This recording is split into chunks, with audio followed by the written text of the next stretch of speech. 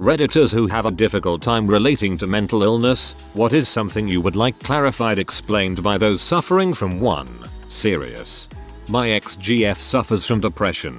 I've always tried to help her, because I honestly loved her so much, and I could deal with everything regarding her condition. Got her to go to therapy and everything.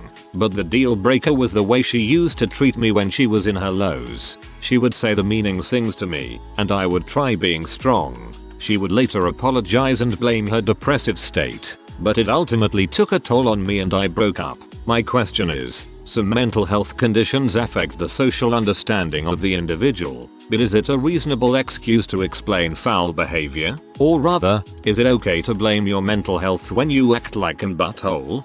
You still have a level of personal responsibility with mental illness. During my lows I can say some nasty things. So to be proactive I warn people that I'm in an emotional trench right now and that I'm going to isolate myself, not reply until it's over. So I'm left alone with my bad thoughts and no one is getting hurt in my wake. I would also like to open this question up to the opposite. People with mental illness is curious about the mentality of those without. I've always wondered how people who are severely disabled think. Like, are they aware of their condition? What kind of stuff do they think about? It's just always been kinda hard for me to wrap my head around. I was with my partner for nearly 8 years and we had an amazing relationship. Best friends who had so much fun, no arguments, could tell each other anything. He started a university course and things just changed. He very suddenly ended our relationship and moved out. We went on a break while he got some headspace. We didn't see each other for 4 months. I just saw him last week, and he told me he is depressed. He is going through counseling and is on medication. He said he didn't want me to wait for him because he doesn't know how long it will take for him to get better. He said he's worried that if I wait for him to get better, he could meet someone else in the meantime. But he was also saying how amazing our relationship was and that I was the perfect girlfriend and didn't deserve what had happened. He said not having me in his life is the worst thing he can imagine. I think he has a lot of issues with his dad, because his dad walked out of his life, and he has self-esteem issues, feeling like a loser and like he has never achieved anything in his life. So my question, if you're depressed, why does it make you destroy your life? Why do you force people who love you away? And why is the reasoning behind your decisions so illogical? If anyone can help me gain some understanding I would appreciate it so much. I'm going to try to explain my illness works in general. I hope I can be of help. I have OCD, which means that I'll take any thought that comes into my head far too seriously, which gets worse with intrusive thoughts. It's like a spiral that can end with me losing sleep so that I can compulsively look at something for X reason for an hour straight. Or maybe I'll be afraid to stand up, else my family will die and go to heck despite none of us being Christian.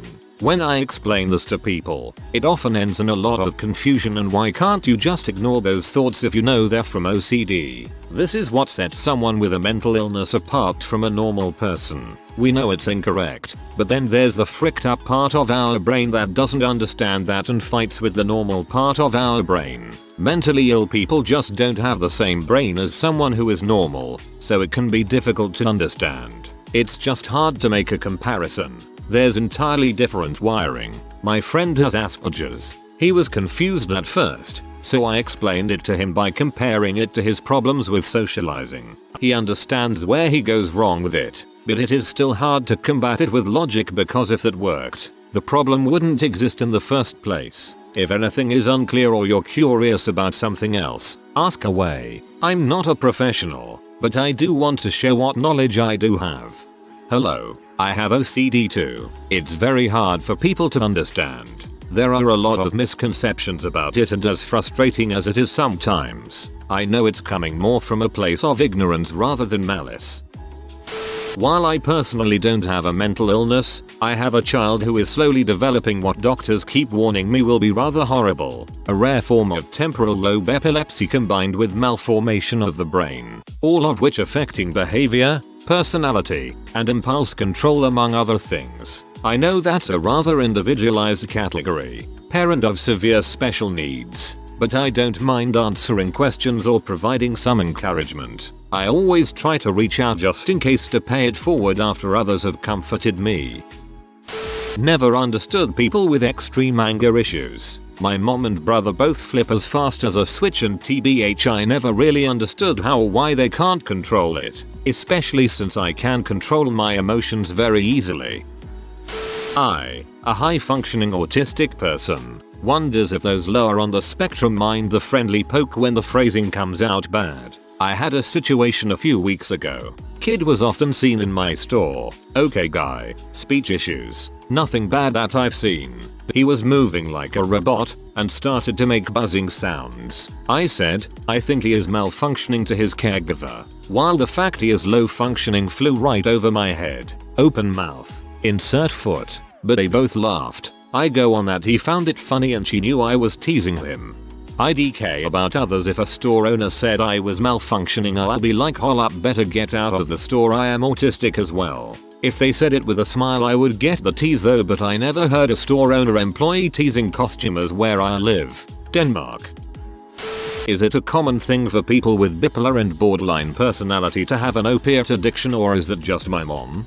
It's a common thing among a lot of people with mental illnesses to self-medicate, and it's not always for the better. I have a friend that are bipolar and self-medicated themselves into alcoholism, etc. I'm late to the party, but whatever. I am diagnosed with bipolar 1.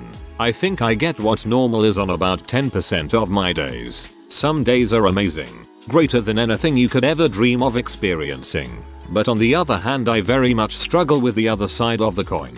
The lows of depression weigh heavier each cycle. I think the scariest part for me is that I can't guarantee how I'll be tomorrow. To be honest, I'm lucky I'll be the same from when I wake up to when I finally fall asleep. It's a roller coaster to say the least.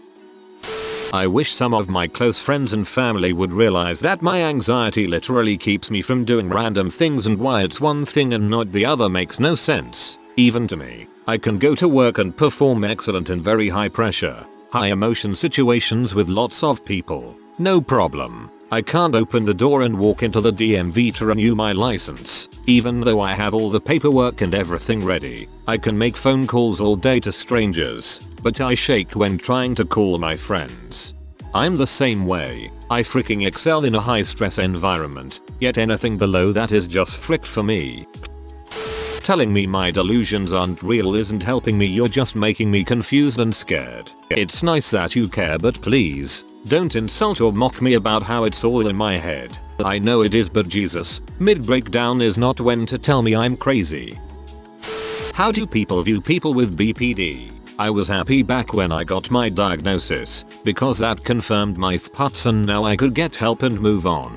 I was pretty honest about it in the beginning, but I've stopped telling people about my BPD. I only tell them about my ADD. I feel like people view me as some irrational crazy psycho and don't treat me equally to normal people. I even had a doctor who treated me like complete crap. I am fairly friendly, a little confused, but pretty reasonable person. I'd hate for people to automatically view me as crazy and avoid me. I'm also really afraid that if I state an opinion, decide to travel somewhere, decide to unfriend someone, etc., that people will think, oh, now she's doing another crazy drastic thing because she's nuts, instead of seeing me as an equal person who made a decision on something. And sometimes people talk to me as what feels like calming down a wild animal. There is nothing worse. Or people going all mothery therapeutic calm about me being annoyed about something small and completely normal. Like, please stop. I am an equal human being. Please talk to me like a normal person.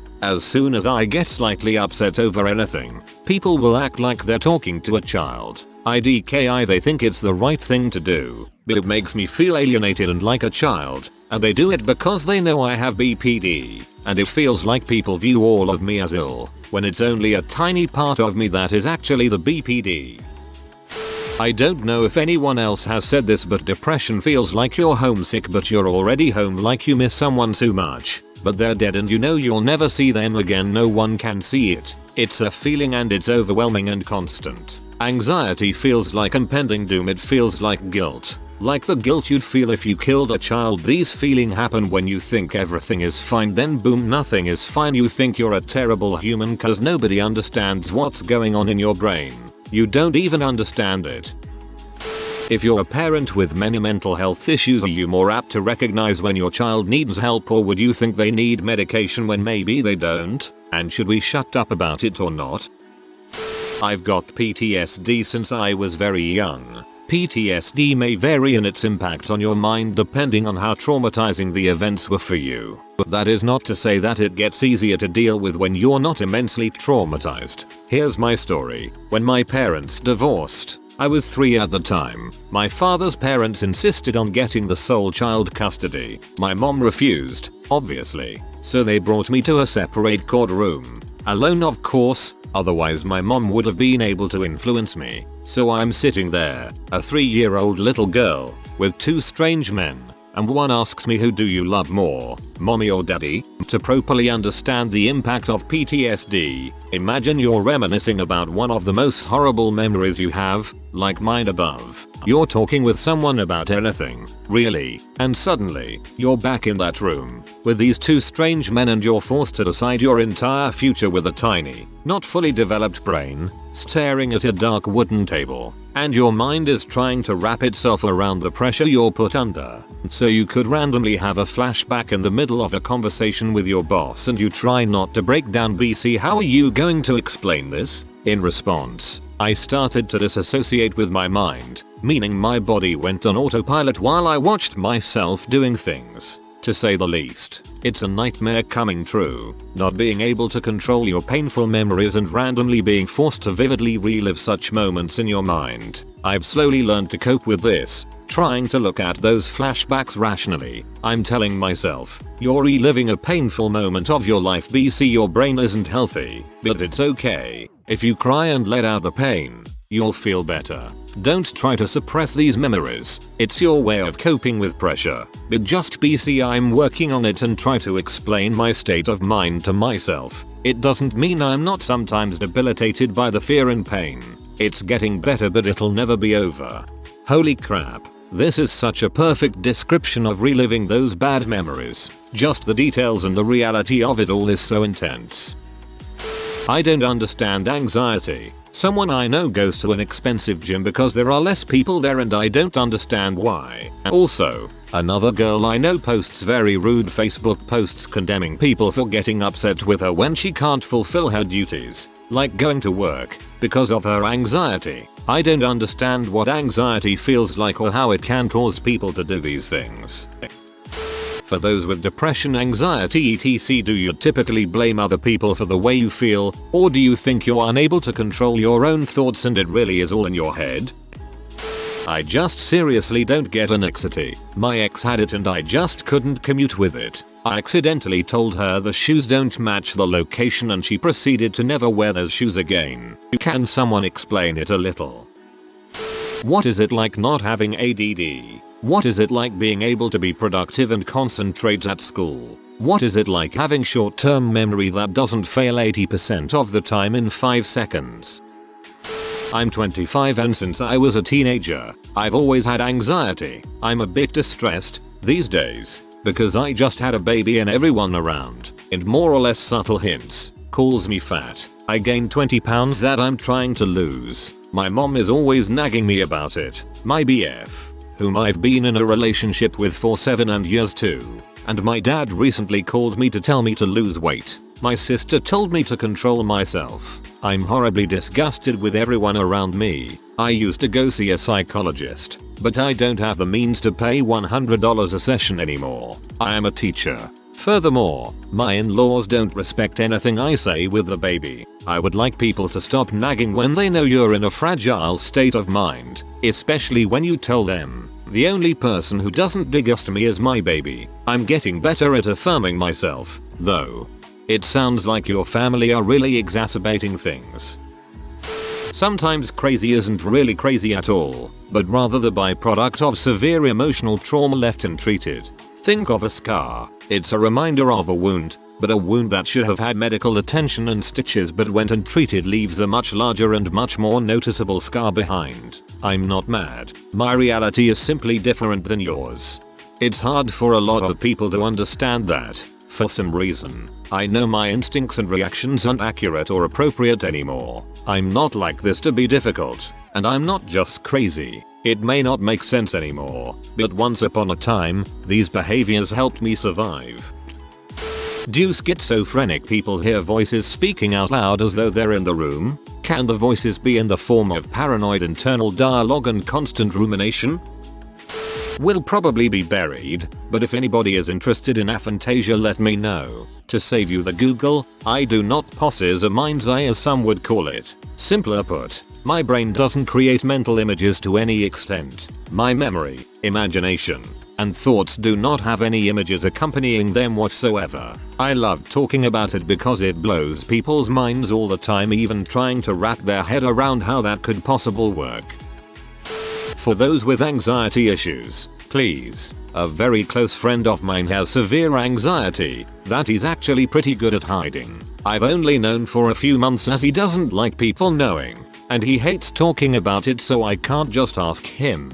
How can I help him out when he's feeling particularly anxious? When he's going through something, he'll avoid his phone entirely as he'll become too worried to read or reply to anything. I don't know if I should then avoid him and wait for him to come to me, or if I should go and physically seek him out and let him know he's still cared about, or if that'll make him worse. Equally, I wanted to tell him some of the great things about him and how well I think he deals with everything, but I can't tell if that would just come across as patronizing or make him more aware of the issue or something. I can answer this from both sides of the spectrum. Yay me. One, I've had anxiety my entire life, but was never treated for it. I didn't recognize the issue it was for a very long time. Looking back, I'm kinda shocked my parents didn't see it, but whatever. I always kinda took mental health as a whatever thing.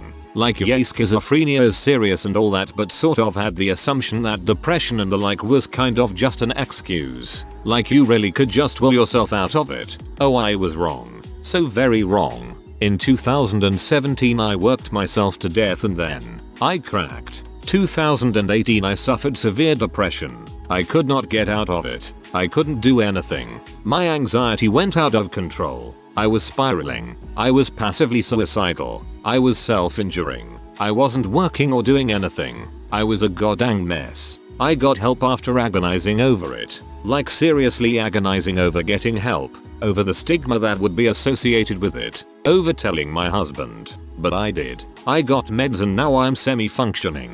I still have anxiety, but I've always had it. I realize that now, and I had a very bad way of dealing with it that basically blew up in my face. My depression is better, although I did have a weird relapse of sorts a few weeks ago. What I took away from this experience is empathy. I understand what it's like. I understand that you sometimes literally cannot control your brain. What I had always been able to control, or thought I could, I realized I could not. It's scary when it happens and hard to understand. I sympathize with a lot of the crazy things people do now because I know that everyone has their own issue. Everyone has something going on. No one is a perfectly functioning human being mentally. That doesn't excuse bad behavior, but it does help me understand and help me interact with people.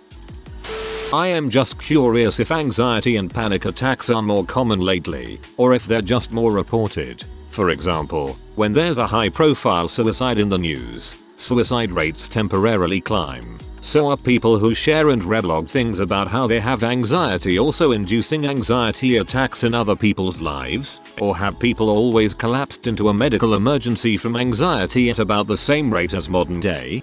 I suspect it's a combination of people being less afraid of the stigma of admitting it and people talking about it more, helping others realize they're more than just stressed out a lot.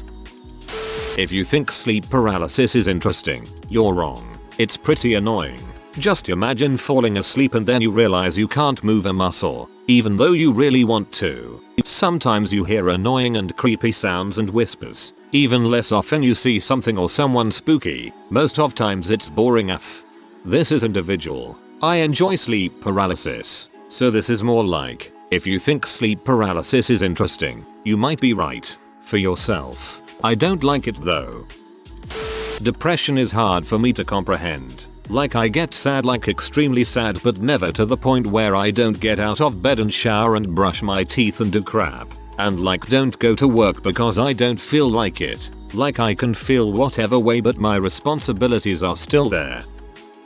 How do you feel about the millions of people you meet online every day who have self-diagnosed themselves with serious mental illnesses? How do you feel about people who become worse once they identify their mental illness, resigning themselves to it, making an excuse out of it rather than improve?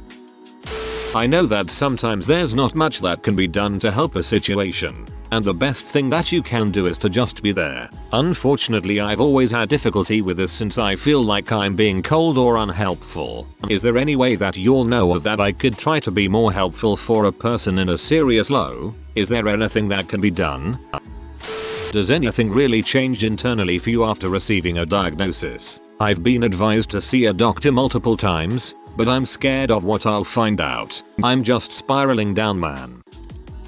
My mother has borderline personality disorder and I've had to essentially cut her out of my life altogether because of it. My question would be for those of you out there with borderline personality disorder, do you actually recognize how you've acted after the fact? She would at times literally spit in my face, beat me, threaten my life, break anything I cared about. Then afterward she'd act like nothing had actually happened and would never acknowledge it. At times she was the gaslighting queen, even trying to convince me at some points that I'd broken things myself. She'd also go way out of her way to be punitive, even pulling me out of class to yell about something, in any way trying to draw attention to what she'd done, or that she had done anything, would just make things worse. After having done some reading as an adult, this kind of thing seems pretty standard for mothers with borderline personality disorder. Generally the worst of it seems to be referred to as the borderline witch. Do you actually have awareness of your borderline behaviors? As in, do you recognize that you've likely done something wrong?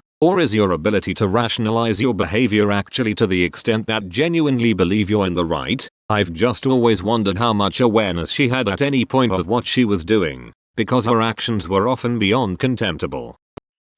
People suffering are actually suffering, and just because you can't see it or just because their pain isn't visible or alleviated by Advil doesn't mean they aren't in pain. Listen to them and comfort them. I suffer from depression. My old housemate could never understand it at all, no matter how I tried to explain it. One weekend we did a crap ton of shroom together. Anyone who's done them will know that the come down is entirely emotional. You go from everything being incredible no matter how mundane it is normally, to seeing the world in its normal dull state again, and it's really tough. He couldn't cope with it and turned to me and said, "Is this how you always feel, frick? I get it now." I saw this as the top post from our ad and I have been having some extreme help from there recently. Let's say everyone in life is supposed to carry around 150 marbles, but everyone else has a bag except you. You are somehow carrying barely 50 marbles in your hands, but you see everyone else carrying 150 no problem and you freak out and constantly beat yourself up over a shortcoming you don't understand and can't conquer control by yourself. Please don't tell people with anxiety to relax or calm down. Don't tell people with depression to cheer up. Don't tell someone with anxiety-induced insomnia to try lying down and closing their eyes. Yes, this has actually happened to me. Is that how sleep works? Even with the best intentions, these comments are incredibly dismissive and hurtful. It's fine if you don't have a solution. We don't expect you to have one. If someone is talking to you about their mental illness, which is hard enough on its own, all you have to do is listen. Can schizophrenics feel their hallucinations? Like if you were hallucinating that a person was attacking you, would you feel actual pain even if you knew you were experiencing a hallucination? Although this is pretty rare, why do schizophrenics end up doing the things their hallucinations tell them to do, like hurt or kill people? It's hard to believe they would do such a thing just because someone told them to do it, especially if it came from something ridiculous like a creepy clown. Why can't they resist their hallucinations, and why don't more people who suffer from schizophrenia seek help before they are tempted to hurt someone? Why do all hallucinations seem negative? I have yet to hear of someone with schizophrenia who gets auditory hallucinations of people telling them how great they are, or even having something similar to an imaginary friend that actually has a positive influence. My father was bipolar and abusive in his lowest state. On the flip side, he was the most loving, adoring and entertaining man I'd ever met. I've never understood what that must have felt like for him. Who was he really, at his core? Did he suffer? I lost him when I was young. Can any of you with a bipolar disorder help me relate to my father? to understand what this feels like. Sort of a flip side. I suffered an incredibly serious TB almost 7 years ago. I've made an impressive recovery, but still deal with serious depression and general mental health issues. Still trying to get myself on the right meds. It's so discouraging though, because literally no one will ever understand what this is like. These come in so many different forms. Even if someone else that I meet once suffered a diffuse axonal injury, there's zero chance they'll be able to empathize with my situation on a practical level. DI is the type of TB that I sustained. Basically when the skull stops moving but the brain itself continues travel, enough to shear the axons that connect the brain issue to the rest of everything. It's really hard to carry an invisible injury with me, every day of my life, everywhere I go, and things have been really piling up lately. It's getting bad. What's up with depression? Everybody and their mother seems to have it. I don't mean to sound insensitive, but every person I talk to online talks about depression like they're a war veteran. I understand it's a tough battle and a serious topic, but are all of these people getting a diagnosis and treatment? At least a diagnosis? Is it all self-diagnosis from a skewed perception? It's difficult for me to ask the people I know these things, as I know that food can often be a sensitive topic for many people and I don't like to outright address my issue around my friends. I am bulimic, and I understand how every aspect of the disorder seems to defy all logic and reasoning, and why most people have difficulty comprehending bulimia. Heck, I don't comprehend it, but I find myself envying and trying to mimic those who have normal relationships with food. I want that so badly, but I have to put so much conscious time and all my focus into trying to determine what a normal portion is, not losing all control and binging, and not immediately purging if I ate even a tiny bit too much. What I'm really curious about is how do you deal with that horrid feeling of fullness without the overwhelming anxiety? When I hear my friends say I'm so stuffed, I can't believe how nonchalant they are about it. To me it feels like I've poisoned my body if I'm full. I'm instantly extremely nauseated. I'm really working on normal eating behaviors and I've improved a lot over the years. I just wish I knew what it was like to be able to have a few bites of something and then stop. Or be full after a meal and laugh it off until my body does that digesting thing it's meant to do. I recognize that not everyone has body image issues, so it's much less stressful for those people to nourish themselves. But without even delving into that, I just want to know what goes through your mind when you're full, or when you feel ravenous like you could eat everything in front of you. Do you consciously tell yourself, okay, I am now full, stop eating now, or is it just a natural trigger that goes off? Has anybody without an eating disorder induced vomiting from being too full before? I just feel so horrible for how much has been wasted because of this illness. It gets better, but it's hard to imagine it ever not being a part of me in some way. Happy to answer any questions as well. If you are new to the channel, you can subscribe. I publish new videos every day. Until then, check another video.